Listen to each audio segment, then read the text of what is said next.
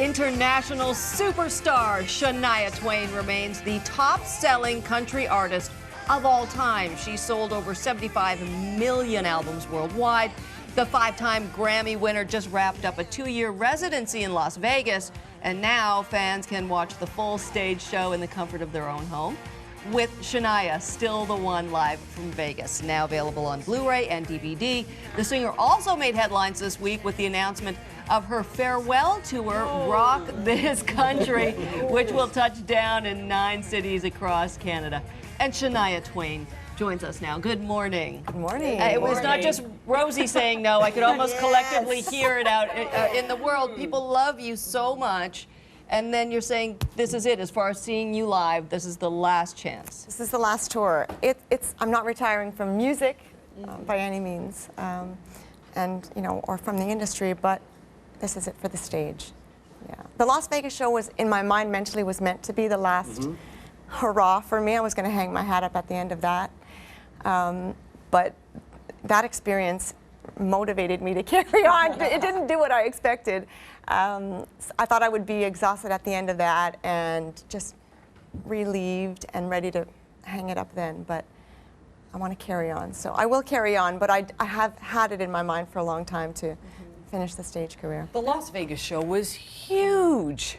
And when it started to unfold and you were like, okay, I'm going to do this and we're going to do this and that, were you at all surprised at what they could do, what you could do to put together such an amazing spectacle? The Coliseum is a dream room, and dreams come true for the artist. So when I first walked in there with my wish list, I wasn't expecting the whole thing to happen, right? I thought they were crazy ideas, but Vegas makes it happen. So love that motorcycle. Oh, Was that on the so original fun. wish list? Riding in on a motorcycle? Riding in on a motorcycle. Flying in? We weren't sure how we were going to do it. So there's so much, but that room has so many possibilities technically and technologically that pretty much anything's possible. But Shania, I mean, when you look at Las Vegas, it was a creative and I guess, if you will, a personal safe haven because you had control of this. This was a controlled environment, and creatively, you could almost do anything. I mean, you had horses. Now you move on. How hard is it to say goodbye to that when you have all these variables and potential uncertainties and the creative limitations, if you will? It's such a great point. The safety of being in the Coliseum at Caesars was what I needed. It was the security that I needed to get back up on the stage because it had been a decade since I'd been up on stage. Even though the show was a huge undertaking, that security and safety and consistency made me feel very comfortable. But through the whole experience, I built my confidence back up, and I'm ready for all those variables. I'm ready for the spontaneity, and I'm just ready to get out there and have a more freestyle show. Did anyone, because there have been such huge acts that have done their residencies there, J-Lo, Elton John, Cher, did you reach out to anyone? Did anyone reach out to you to talk about like how, it must be a pretty grueling pace, day after day after day. Yeah, Elton and Celine both, explained how dry it is on The Voice and how hard it can be on The Voice. So I was prepared for that. I come from Canada, Northern Ontario. Yeah. I am so used to the dry in the winter. So I was surprisingly fine. It wasn't as drastic as I was expecting. You know, it's an intimate setting in Las Vegas. And so I wonder, when your celebrity friends are in the audience and you can see them, does that throw you off and you go, whoa, oh, wait, there's my friend. Does that throw you off at all? The funny thing is that every time there's a celebrity in the audience, I never see them. Really? First of all, I tell everybody, don't tell me. Yeah. I just say, don't tell me if there's a celebrity in the audience. I want to give the same show to everyone. Right. And it's only after the show that I find out that they were there, and they come backstage and we meet. And they'll say, no, you didn't see Britney. She was sitting right there, like 6 rows. Yeah. And I never see them at the moment. I'm just, and I make eye contact with so many people. So anyway. It's amazing, but I meet them after the show. Shania, can we talk about this amazing transformation that you went through? Because as you said, you took a decade off music, you lost your voice, you lost your confidence, and then to come back to Vegas, and then now to go on a world tour. What was that process like for you?